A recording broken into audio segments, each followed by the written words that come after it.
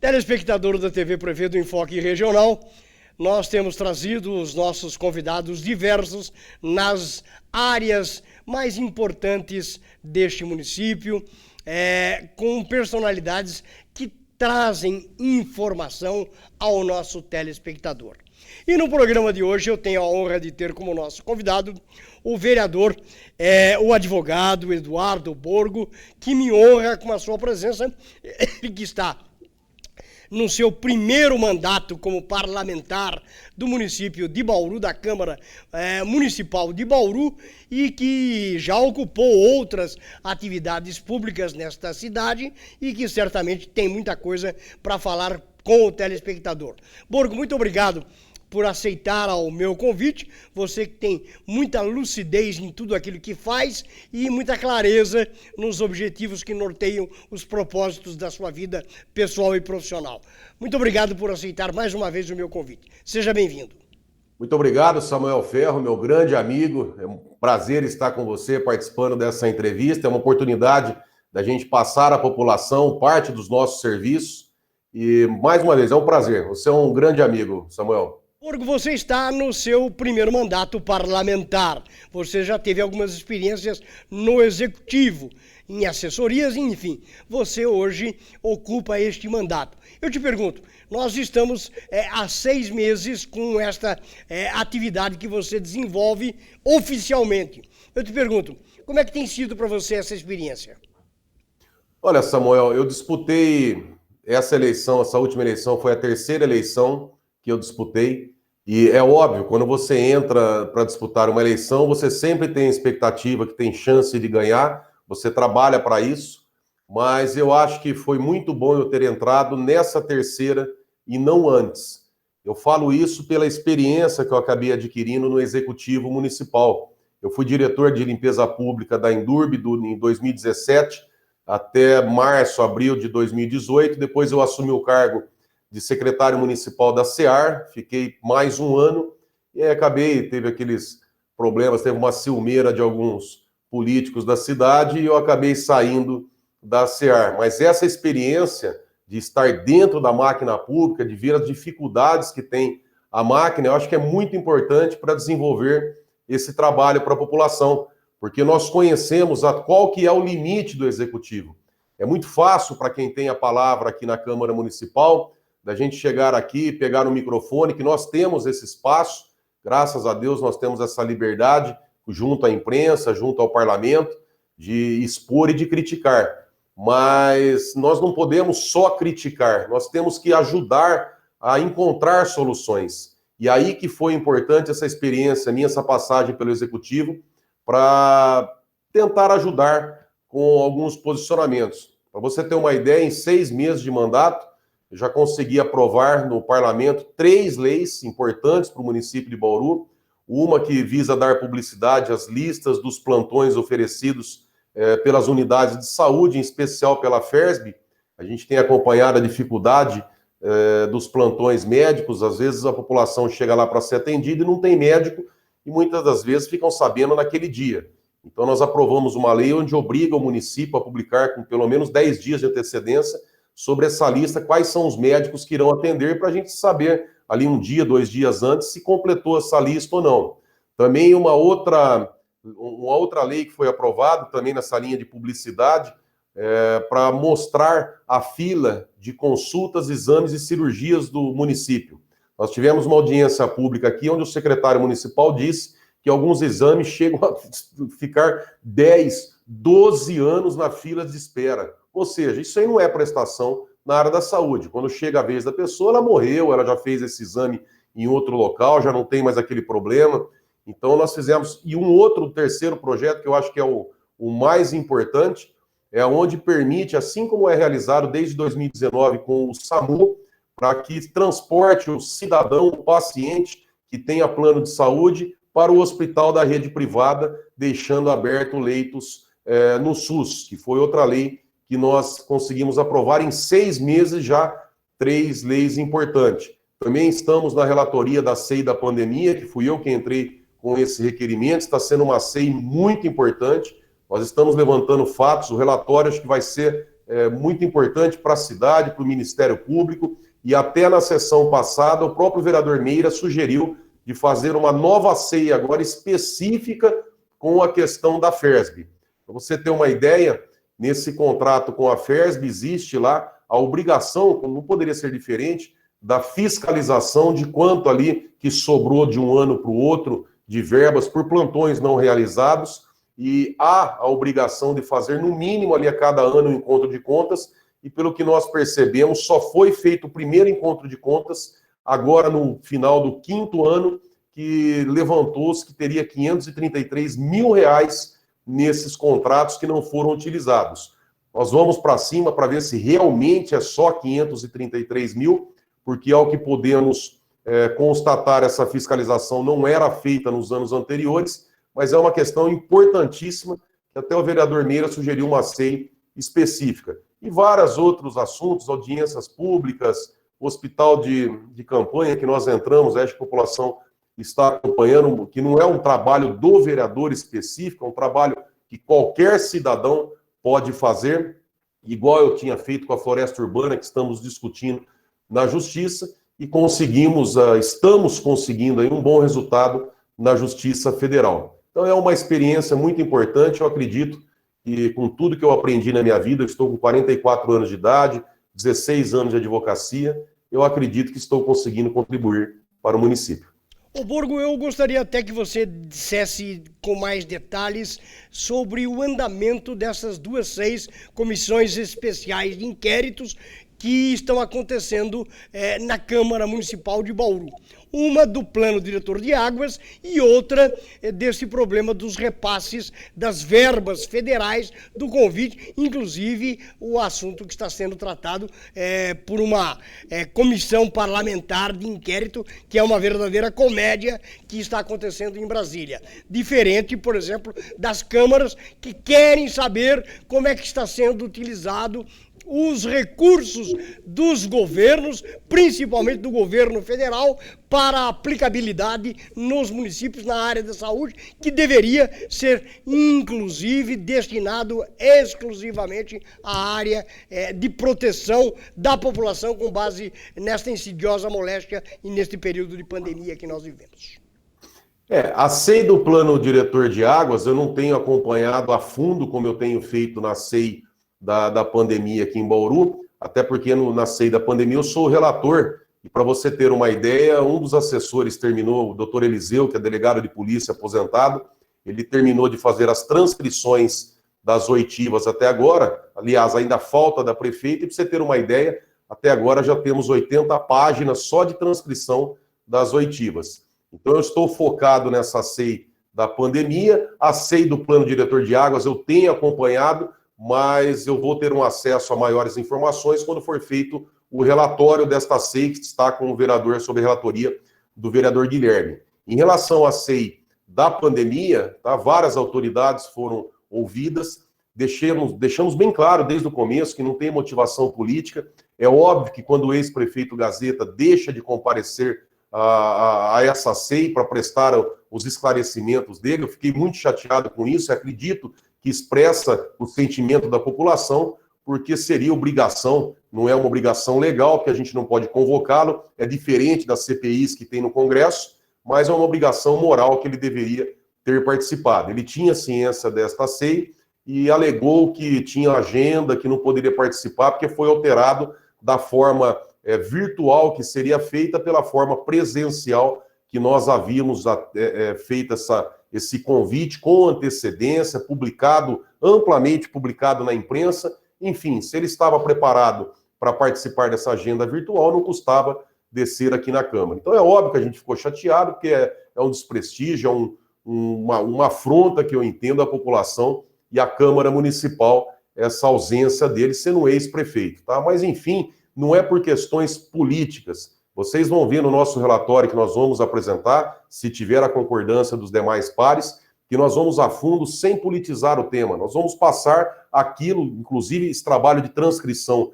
que o doutor Eliseu, meu assessor, ele fez, vai ser muito importante, porque os apontamentos que iremos fazer vai ser com base nesses depoimentos. Ao contrário da CPI que está sendo, essa palhaçada, esse circo que está sendo feito em Brasília por Omar Aziz e por Renan Calheiros, que eles deveriam ser alvo de investigação de CPI e não tê-los como relator e como presidente de uma CPI. É um absurdo, é um escárnio, diferente daqui também, o Samuel. A CPI ela tem previsão orçamentária, ela tem dinheiro para fazer a diligência, para convocar, enfim, para fazer a CPI. Nós aqui não temos. Eu cheguei a dizer na SEI, nós estamos com documentos, Samuel, com 630 mil páginas que vieram de informação da CPI da Covid, que a prefeitura passou para a CPI da Covid em Brasília, e nós tivemos acesso a esses documentos, cópias de contratos, de licitações, enfim, não tem como. Nós não temos aqui a oportunidade de contratar uma auditoria externa, nós temos um consultor jurídico na casa e um consultor financeiro econômico. Então, quer dizer, não dá para você analisar, também não pode prorrogar esta SEI, 3 meses no máximo, que agora vence no dia 9 de julho. Então não tem como, é impossível você analisar sozinho ali 630 mil páginas, além das 4 mil páginas da SEI diretamente, como oitivas, contratos, cópias de documentos que nós fomos pedindo, é muito documento. Então nós vamos passar no relatório uma percepção que nós tivemos ali em cima dos fatos apurados, e o que precisar de mais detalhes, quem sabe aí não instaura uma SEI. Agora, voltando a Brasília, é uma palhaçada. Essa CPI que fizeram em Brasília nada mais é do que uma forma de tentar desgastar o governo visando as eleições presidenciais do ano que vem. Já foi a CPI da Marielle, já foi a CPI da Copa América, foi a CPI do tratamento precoce, foi a CPI... Eles ficam tentando alguma coisa para desgastar o governo e para pressionar, tá, como questão dentro ali daquilo que a gente já sabe como é que funciona. É uma vergonha, é um gasto de dinheiro público à toa, para não chegar a conclusão nenhuma, já que o relatório com certeza está pronto na mão do Renan Calheiros desde o início desta CPI. É uma palhaçada que está acontecendo, mas é reflexo daquela velha política do coronelato que vinha, que mandava no país, e espero que a população que elege esse tipo de político que acorde, porque quem elege esses políticos é cúmplice, é tão culpado quanto eles. E qual a previsão do término dessa CPI aqui da Covid, dessas contas que estão sendo apurados e a apresentação do relatório? Aqui é só uma questão de terminologia, tá, Samuel? Lá, assim, no Congresso é a CPI, que é a Comissão Parlamentar de Inquérito, e no município aqui nós temos a SEI, que é a Comissão Especial de Inquérito. Ela segue a mesma linha de investigação, e pelo relatório que nós apontamos no início dos trabalhos, nós já indicamos as pessoas que deveriam ser ouvidas. Nós tivemos 2 meses de oitivas, inclusive com a prefeita Sueli, que participou, que encerrou essas rodadas, e agora 1 mês para apresentar o relatório. Nós temos agora até o dia 9 de julho para apresentar esse relatório e fazer a leitura na Câmara Municipal, e esse prazo será cumprido, pois estamos trabalhando muito em cima disso. Ô Borgo, e nestas informações e nesses depoimentos, pode-se perceber que houve desvios de colocações financeiras desses recursos que vieram, ou está ainda sob sigilo e que oportunamente o público tomará conhecimento com a chegada desse relatório? Então, em relação ao gasto feito, como eu disse, de contratos, compras de insumos, compras de máscara, de todos os produtos, são 630 mil páginas de documentos. Aí nós vamos mandar, está sendo investigado pelo Tribunal de Contas, pela CPI no Congresso, e nós vamos também encaminhar ao Ministério Público, e já adianto que a gente não tem instrumento para conseguir analisar toda essa questão. Isso aí teria que ser feita uma perícia contábil, sabe, contadores, auditores em cima disso. Não tem como esse vereador aqui sozinho, que eu sou advogado, fazer uma análise em cima de 630 mil documentos com centenas de contratos, de licitações. Então, em relação a esse aspecto, as compras que foram feitas durante o ano passado, isso é impossível a gente conseguir ir a fundo. Agora, em relação ao motivo que deu pela instauração desta SEI, isso ficou comprovado. O município ele tem uma condenação para criar leitos hospitalares de UTI e não UTI, né, leitos clínicos, o suficiente para atender a população. Essa sentença ela foi anterior à pandemia, tá? Então ela se estendeu para a pandemia, no caso de UTI Covid, não Covid, ou leitos clínicos Covid ou não. Mas o fato é que município, estado e FAMESP estão obrigados a criar essa quantidade de leitos suficientes. E pela SEI nós vimos que não foi tomada nenhuma atitude nesse sentido.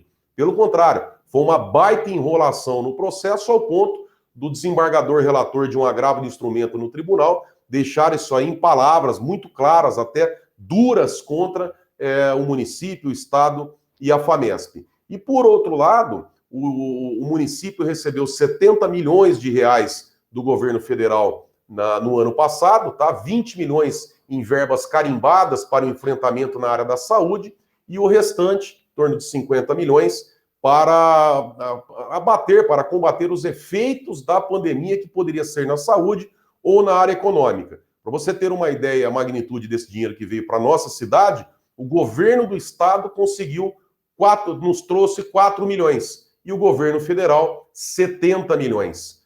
4 milhões somente nessa ação, que a gente pode falar depois, que eu e o vereador Mira entramos nessa ação popular para trazer o hospital de campanha, daria um benefício aí de mais de 3 milhões e meio para a cidade. Quer dizer, 2 vereadores numa ação popular em pouco mais de um mês, nós trouxemos aí um benefício de 3 milhões e meio. O governo do estado, para enfrentar a Covid, para a pandemia, mandou 4 milhões para o município de Bauru no ano passado. É um absurdo, uma pouca vergonha, mas enfim, o município recebeu esses 70 milhões, 20 milhões de verba carimbada para a saúde, 50 milhões para combater os impactos, inclusive sociais, econômicos, da pandemia. E desse valor, desses 50 milhões que sobrou, foi utilizado 8 milhões para pagamento daquela dívida absurda, nojenta, da Floresta Urbana, que também estamos, Samuel, você acompanhou, com uma ação popular na Justiça, tentando anular essa condenação.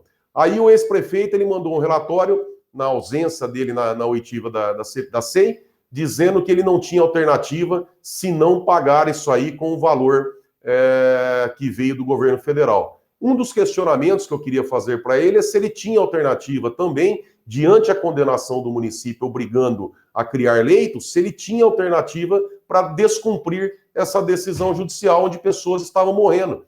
Existia a obrigação de pagar o precatório? Existia, mas também existia a obrigação de criar leitos. Os leitos não foram criados e a população, boa parte aí nós vimos, morreu por falta de leitos. Outra questão dessa obrigatoriedade dos precatórios da Floresta Urbana é que estava com a exigibilidade suspensa e sequer o acordo tinha sido homologado na Justiça quando do pagamento das parcelas. Então era outro questionamento que a gente queria apontar. Enfim, nós não temos o poder punitivo de punir principalmente autoridades que não estejam no mandato, no cargo. Se fossem autoridades que exercem o cargo, nós poderíamos indicar aí por um processo mais radical, vamos dizer assim, porque tem previsão em lei. No caso de autoridades que não ocupam cargo no governo, o máximo que a gente pode fazer é orientar pelo Ministério Público, quem sabe aí pela instalação do inquérito civil ou direto por uma ação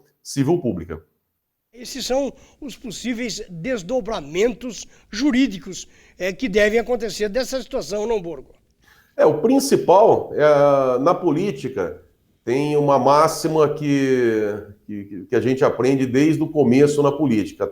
SEI e CPI, todo mundo sabe como começa, mas ninguém sabe como termina. E nessa questão nossa, foi instaurado para apurar esses pagamentos com a Floresta Urbana e, na verdade, nós chegamos aí numa outra questão muito importante, que são os contratos com a FERSB. Inclusive, com a propositura aí, com a ideia do vereador Meira, até de instalar uma nova SEI específica no caso desses contratos com a FERSB. E essa FER? A FERSB é a Fundação Estatal Regional de Saúde. É uma fundação de direito privado que foi contratada, foi criada à época do governo Rodrigo Agostinho, acho que lá com o Fernando Monte, que era secretário de Saúde, que junto com algumas outras cidades aqui da região, ela cuida da saúde. Em Bauru, os médicos que prestam plantões nas UPAs, as unidades de pronto atendimento do Geisel, Ipiranga, tirando o Meridota, na verdade, que é direto com o município, as outras UPAs e o PS é direto pela FERSB. Então é uma fundação que ela contrata médicos, não diretamente, esses médicos eles abrem uma pessoa jurídica, tá? Ela faz o contrato pela pessoa jurídica, que também está sendo questionado isso aí, através de uma ação civil pública pelo Ministério Público, mas a FERSB é a que cuida, que contrata esses médicos para prestar plantões nas UPAs do município, com exceção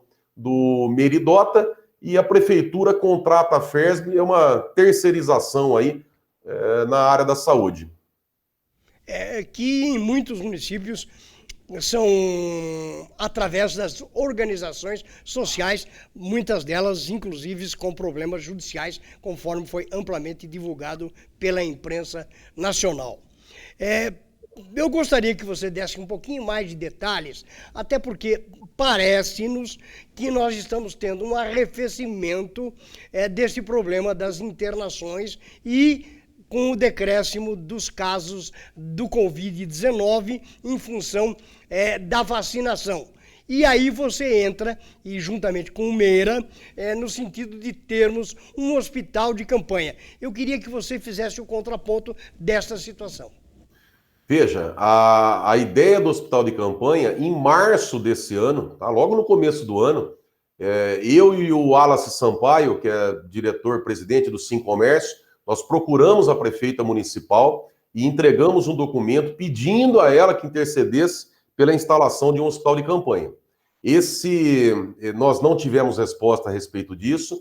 Depois, aqui na Câmara Municipal, nós fizemos uma reunião com vários vereadores, acho que 15 vereadores participaram, onde colocamos algumas ideias, algumas diretrizes que poderiam ser adotadas pela prefeitura e também indicamos a necessidade desse hospital de campanha. Posteriormente, acho que depois de 2 semanas, a Comissão de Saúde do município, a qual eu presido, nós reconhecemos a situação de colapso na saúde municipal e também pedimos a instauração desse hospital de campanha, que, óbvio, precisa de um acerto político, de um pedido lá em Brasília.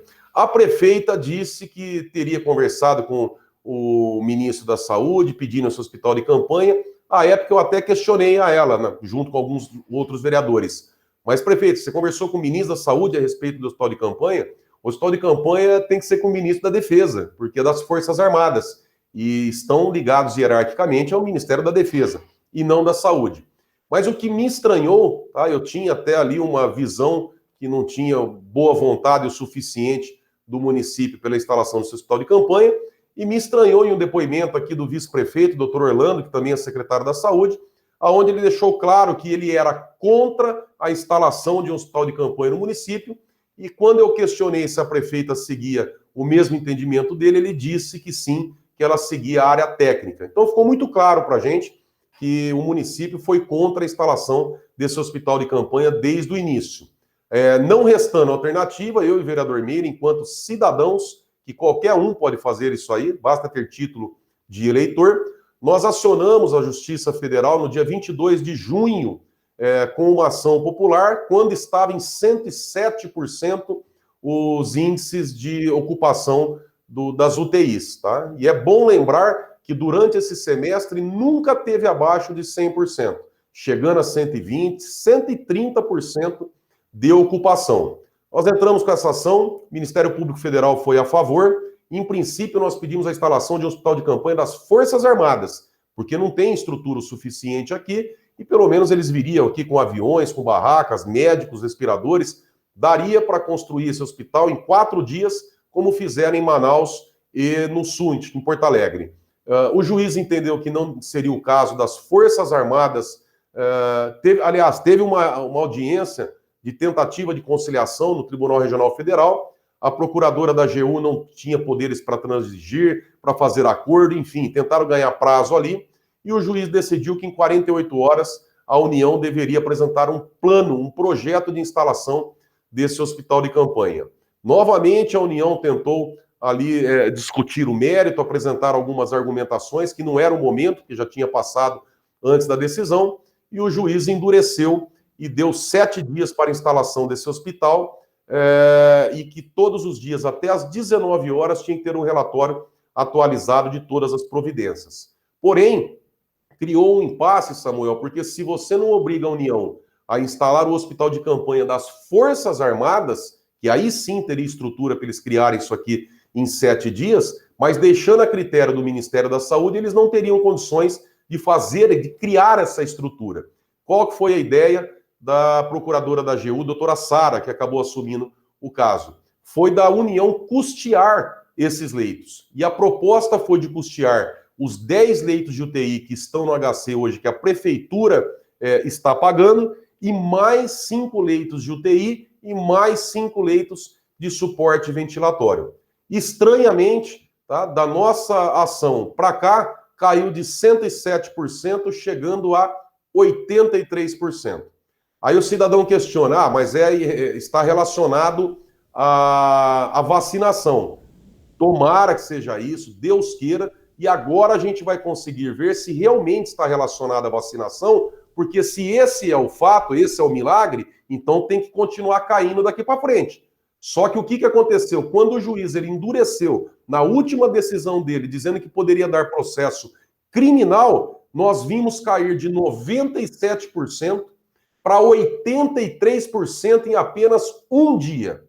Então, quer dizer, a hora que começou a forçar um pouquinho nessa ação popular, os índices desabaram, porque o juiz ele tinha dado que esse hospital deveria ser criado até que chegasse a 80% dos índices de ocupação. E nós vimos aí em apenas um dia, depois de um endurecimento da decisão judicial, cair de 97 para 83. Tudo bem, Deus queira que seja isso, estamos orando mesmo, e a tendência era que diminuísse, mas se esse é o motivo pela diminuição dos leitos, da ocupação e a vacinação, então normal seria continuar caindo também, né? Não chegar só ali na beira dos 80%, assim como o juiz determinou. E outro fato, que nós tivemos uma reunião ontem com a prefeita, DRS, FAMESP, AGU, enfim, e num determinado momento ali dos depoimentos, apareceu ali, teve uma fala de uma funcionária da FAMESP, dizendo que estavam transferindo pacientes das UTIs para os leitos de suporte respiratório. Como a audiência é pública, né, esse fato será levado também à CEI da pandemia. Enfim, correndo o risco dos índices chegarem abaixo de 80%, se é real ou se não é, são os dados oficiais. E chegando a 80%, a nossa liminar, o nosso processo perderia o objeto, quer dizer, seria extinta a ação. Olha, chegou a 80%, não tem mais por que ter hospital de campanha e a gente não conseguiria nada em cima disso. E ainda a AGU estava pronta para ontem mesmo recorrer ao STJ para tentar cassar essa liminar. Então, diante dessa realidade, eu e o vereador Meira concordamos em fazer um acordo para que a União passe a bancar esses 10 leitos de UTI que estão no HC, que hoje é a prefeitura que paga e agora vai ser a União vai ajudar com R$ 1.600, e também pela criação de mais 4 leitos de UTI, que aí a prefeitura, FAMESP e DRS vão ter que ajudar na instalação, e a União também passaria a custear esses R$ 1.600. Lembrando que o custo para a FAMESP, que é pago pelo município, é R$ 2.400, mas a União, por questão orçamentária e legal, ela está custeando em leitos Covid até R$ 1.600. Foram importantes esclarecimentos que o vereador Eduardo Borgo prestou à opinião pública. Certamente, Borgo, você voltará à programação jornalística do Enfoque Regional da TV Prevê para dar essas informações e dar os esclarecimentos necessários ao público bauruense, ao eleitor bauruense, ao munícipe bauruense sobre estes casos que a população tem que tomar conhecimento. Muito obrigado a você. Samuel, eu que agradeço. Acabei de conversar com o meu assessor, com o Thiago, que tem vários temas espinhosos no município que eu acho que a gente tem que enfrentar e, com certeza, até o término do meu mandato, eu estarei enfrentando todas essas situações. Agradeço mais uma vez pelo convite e sempre que puder, terei o maior prazer de participar. Espero que na próxima, pessoalmente, para te dar um abraço, meu grande amigo. Obrigado, Borgo. E assim nós estamos finalizando este enfoque regional com a figura do vereador, o advogado Eduardo Borgo, aqui de Bauru. Aos que nos acompanharam, os nossos agradecimentos. Até o próximo programa, se Deus assim nos permitir.